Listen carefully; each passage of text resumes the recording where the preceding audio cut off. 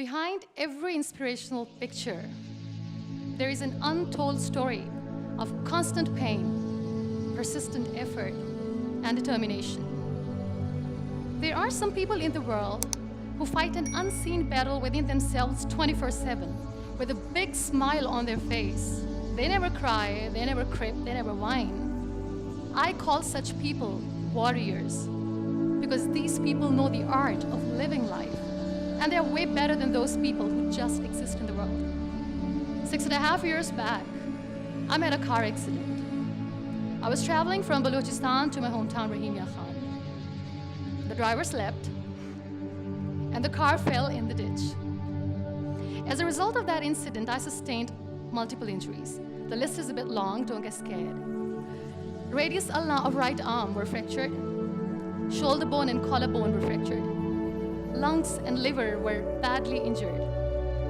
The whole rib cage was fractured. But the injury that changed my life and my personality completely was the spinal cord injury.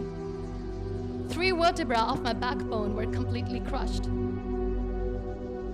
It took us an hour or so to find an ambulance in Balochistan. All the effort went in vain because we couldn't find an ambulance. So I was thrown in the back of a Potohar Jeep, and I was rushed to the nearby hospital. In that Jeep, I realized that half of the body was fractured and half was paralyzed. We were rushed to the nearby hospital. There we came to know there was no first aid. I was kicked out. Then I went to another hospital in my hometown where doctors said, "Take her away, we cannot operate her." And I was like, why? And they were like, "We don't have equipment, she will die someday, you go." I was kicked out again. But I finally ended up in a comparatively better hospital in Karachi. Luckily, I wasn't kicked out. Probably that's why I'm alive. So I stayed in that hospital for 2.5 months. I underwent 3 major, 2 minor surgeries. The doctors have put a lot of metal in my arm, a lot of metal in my backbone. So I feel more like an iron lady now. But those 2.5 months that I spent in the hospital were dreadful. I was in severe pain, both physically and psychologically. Many people left. Very close ones.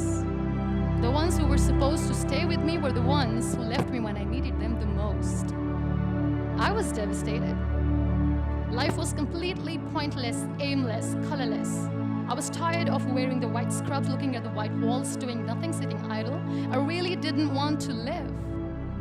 But then I realized that instead of crying for the people who were not meant to be with me, and for the legs which I had lost, I have people around me who want to see me alive. I have so much to be grateful for. So let's stop cribbing, stop whining, because it's pointless. The best decision that I took in my entire life was the painting that I made in the hospital with a deformed hand. That's how I added colors in my colorless life. That's how this adversity helped me in exploring an artist in me. That's how this art kept me alive through this whole journey. Then I was moved to Islamabad. I stayed in my room on the bed, confined for 2 years, because I developed multiple pressure ulcers and a variety of infections and allergies. Now this whole traumatic journey of 2 years and 2.5 months being bedridden, doing nothing, the only thing that kept me alive was art. What a beautiful medium art is, that without uttering a single word, you express yourself. What a beautiful escape it was. But the day I sat on the wheelchair for the first time, I was a completely different person. I still remember that I looked at myself in the mirror and I said, "You cannot wait for a miracle to come and make you walk. You cannot wait for the stem cell treatment because it's very expensive. You cannot wait and sit in the corner of the room crying and begging for mercy because people don't have time." So the only thing that I could do was to accept myself the way I was. The sooner, the better. That's what I did. I really wanted to make myself financially strong. Let's become professional. I started to find some jobs. A very good friend of mine, Fine Day, updated a status on Facebook saying we want content writers. And like a cribber, I commented, "I wish I could." I was called for that interview, and I was hired as one of the content writers for Pakistan's first official websites, heartofasia.pk. Salman Taseer late was the CEO. That's how I started my professional career. So I was becoming financially strong, stable, content writing was good.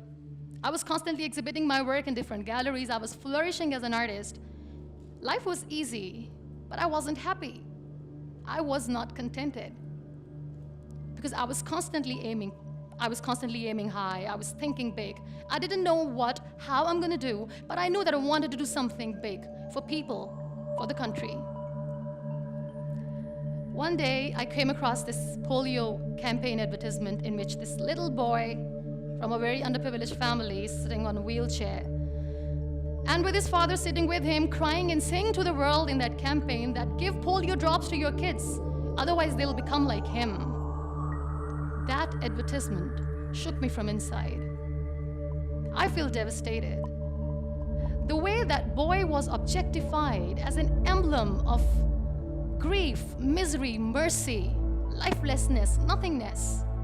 Such a wrong picture which was being portrayed in media about the persons with disabilities. That's what we are called. That was the day when I decided that I have to change the perception of the people about being on wheelchair. Because being on wheelchair, you can still face the world with a big smile on your face, and you can tell the world that you're happy the way you are. No one has right to objectify us as an emblem of misery or mercy. We are human beings, we breathe, we have souls, we are alive, we feel. We don't need your sympathies, we don't need your empathies. Let us live. No one has right to diss our abilities. We are capable enough to breathe and to live each and every moment of our lives. I recently did a modeling campaign for Toni & Guy, and that makes me Pakistan's first wheelchair-bound model. I'm brand ambassador of the Body Shop Pakistan, and I'm one of the very lucky Pond's Miracle women. It's always good to know that there are very few wheelchair-bound artists in the world, and I'm proud to be one, being a Pakistani, trying to preserve the ethnic jewels of the country in the paintings adorned by very graceful, strong, and powerful Pakistani women, which I paint. Very soon, I'm going to be Pakistan's first wheelchair-bound TV host. And I'm blessed to have a beautiful 3-year-old son, which, he was here, but he was so cranky. Now, you all must be thinking that why I'm using the word wheelchair over and over again in my talk. This is the very perspective I'm talking about.